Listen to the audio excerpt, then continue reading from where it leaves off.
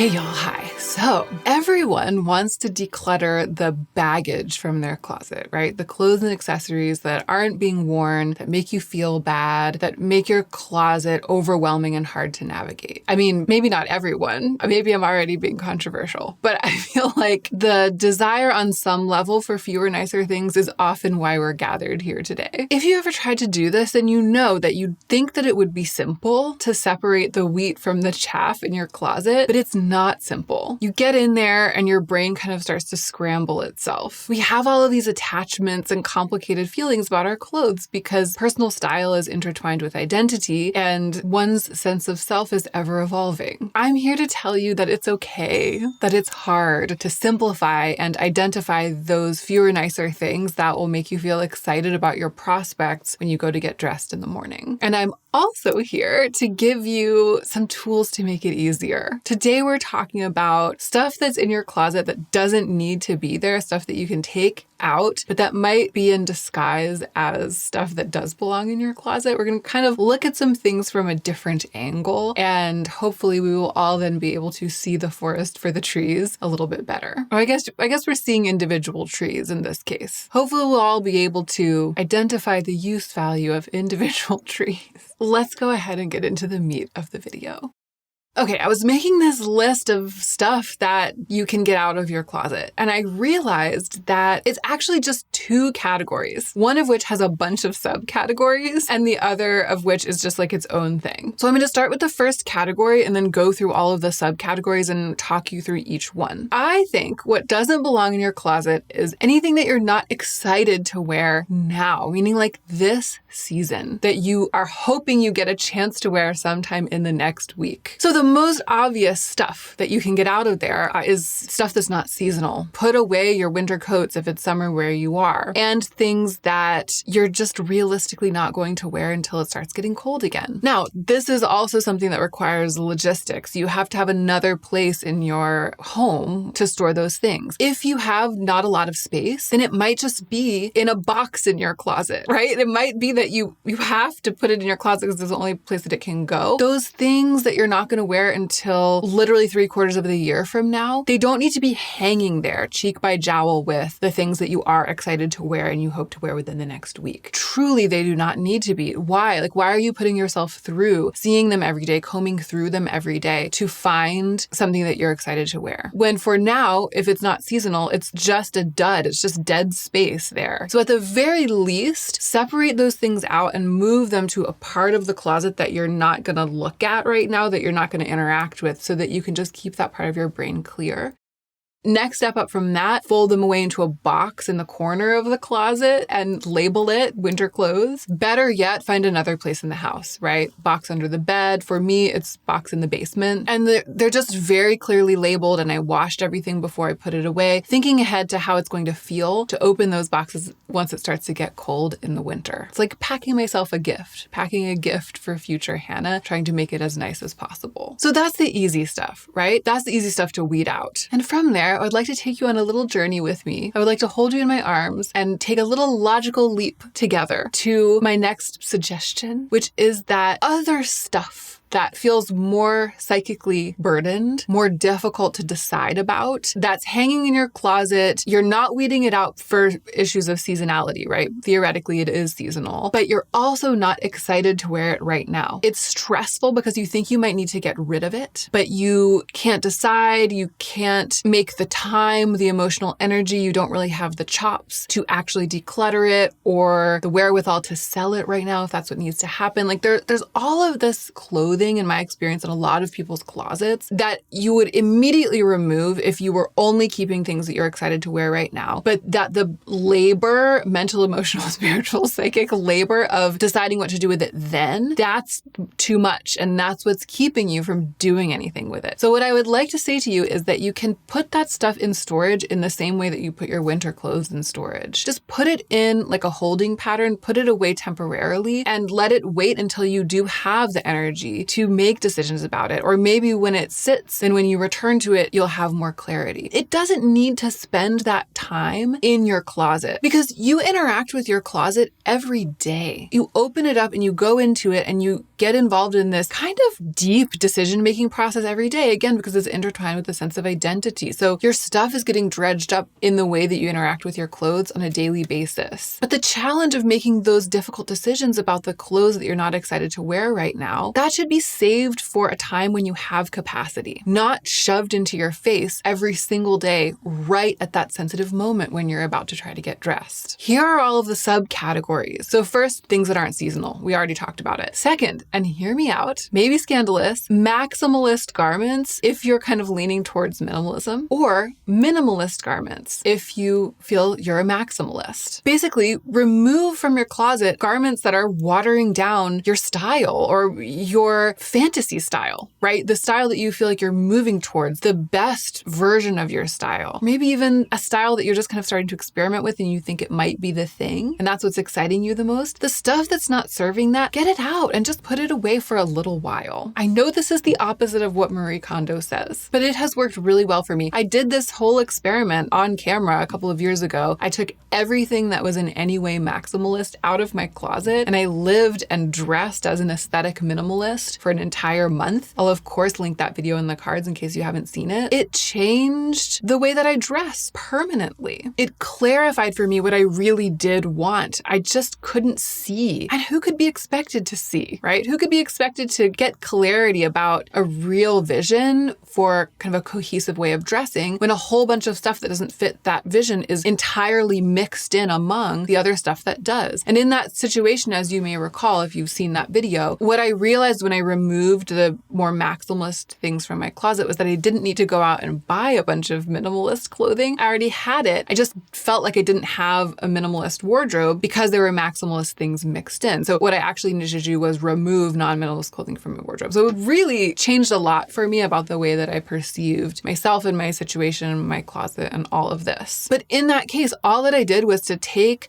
the printed stuff, the super colorful stuff, the stuff that didn't fit my more minimal color palette, and put it away in a couple of Tupperwares in the basement for a month or like a little more than a month. I didn't turn around and sell it. I didn't get rid of it. I just put it away. And what I'll say is that at the end of the month when I got it back out, I did take out a few things and reincorporate them. And then a lot of the other stuff, it's taken me a few years to get rid of it. It's like I've slowly been giving it away and selling it over time because even though I was so excited about my newfound identity as a minimalist-ish dresser, you could kind of say, it still took time to let go of the old. And I think that that's okay. But I wouldn't have been able to move forward if I hadn't separated the wheat from the chaff and given myself the gift of a kind of a cleaner, more streamlined closet from which to get dressed every day.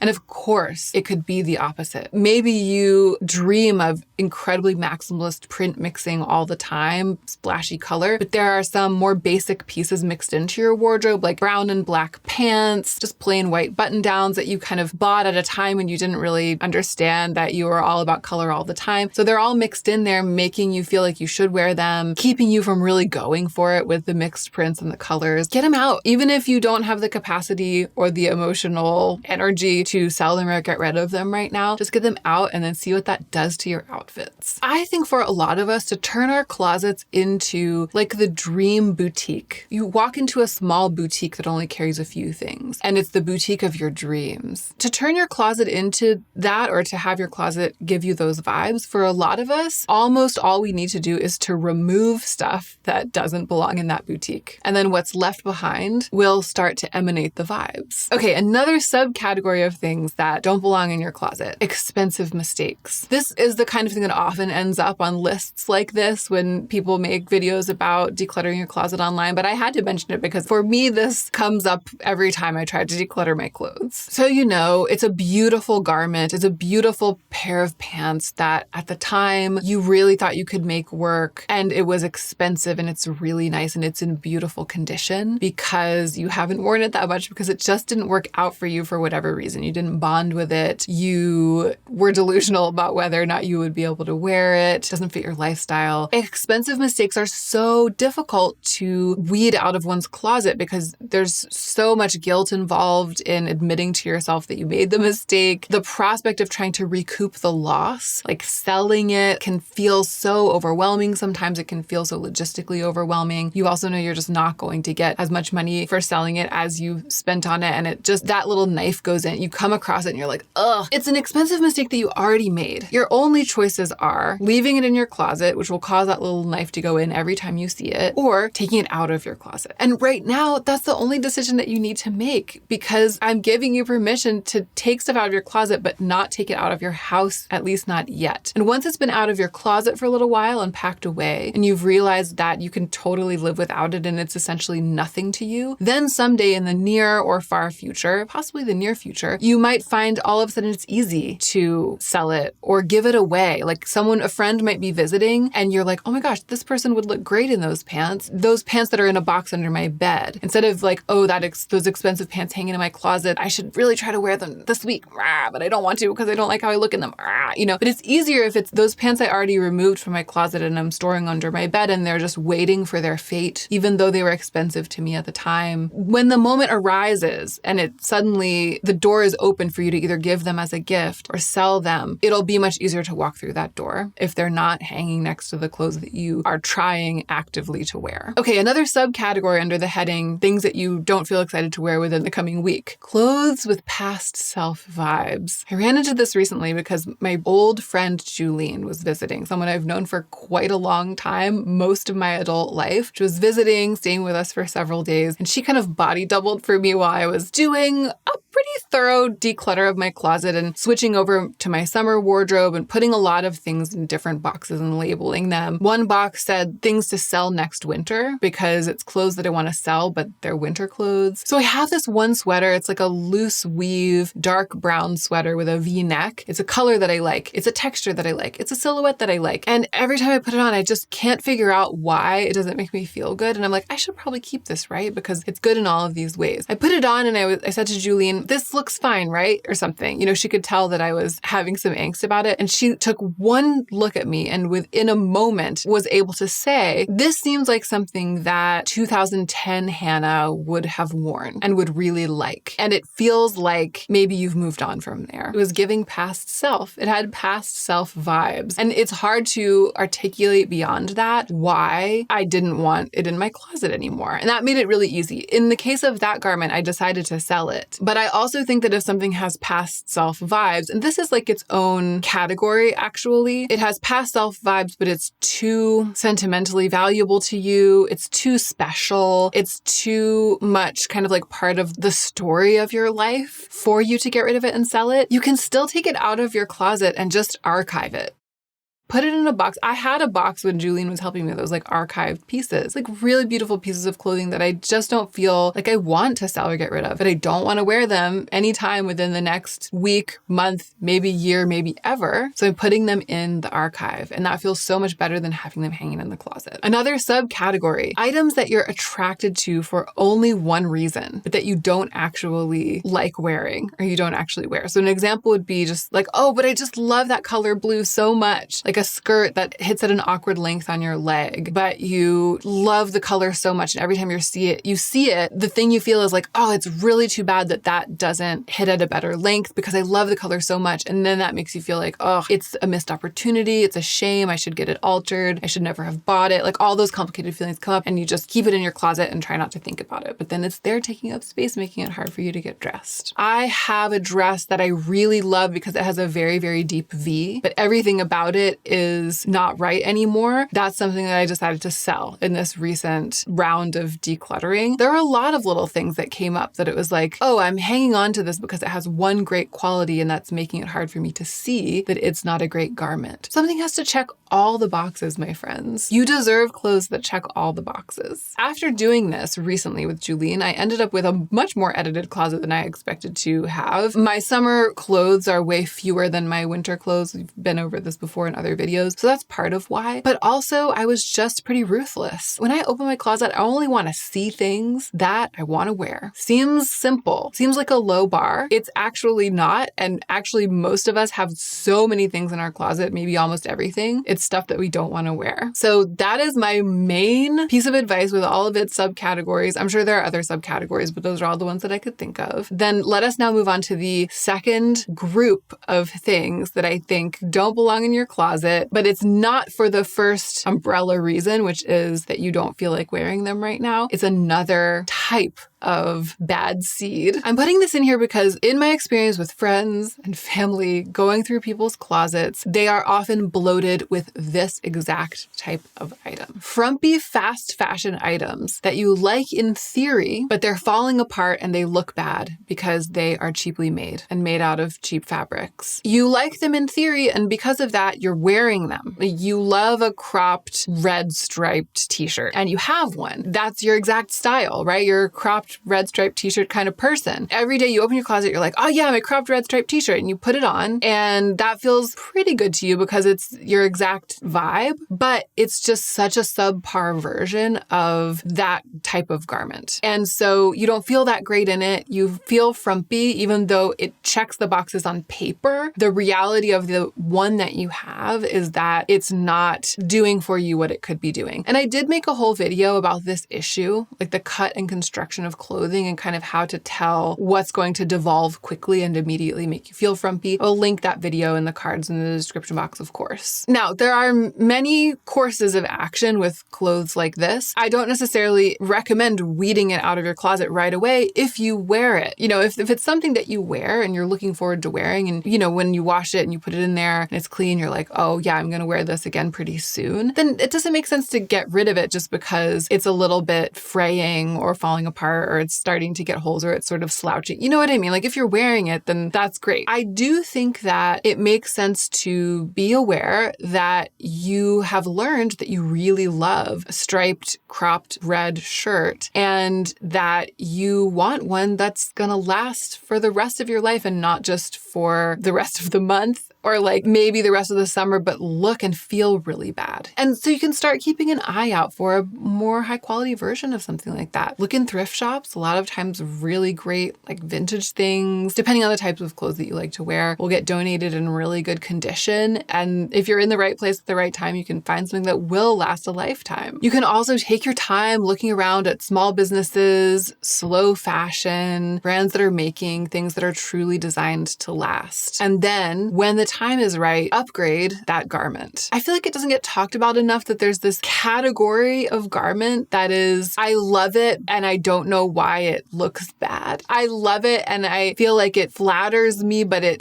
itself is just sort of hanging in a sad way. It's hard often to like move past those pieces. And again, of course, especially if you are on a tight budget, if you have something that works for now, I'm not saying like get rid of everything that's not super high quality, because for a lot of people, it's not practical. You have clothes that work and you're wearing them, that's amazing. And I guess what I really mean here is when it's time to really, when that thing has really completely fallen apart, when you're like, I can no longer wear this in public, instead of just replacing it with another fast fashion version of itself that is going to also end up in the landfill, do your research and look around and put in some time so that when that day comes, you can invest in a really great, really well-made version that isn't going to wear out and that is always going to look way better. And I feel like those are two related but separate good qualities in a piece of clothing. It's a really great quality in a piece of clothing that it's well made enough that it's not going to wear out, because that is so much more sustainable, right? The best thing that you can do is to get something that you're going to be able to wear and wear and wear and wear and wear. An added benefit perhaps is that it's always going to look way better,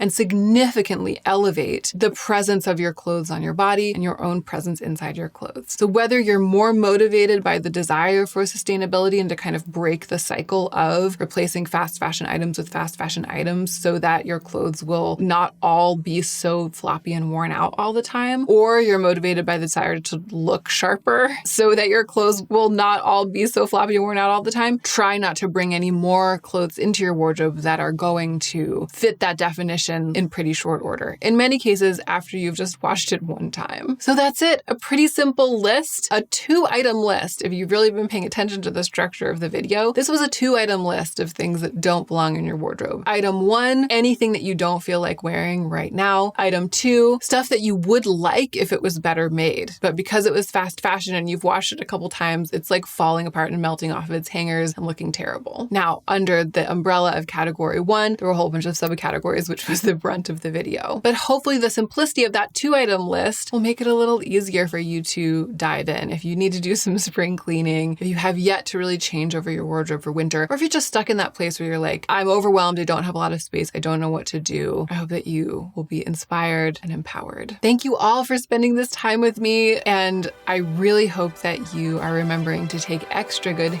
care of yourself so that you can be the most effective version of yourself as you do your work in the world.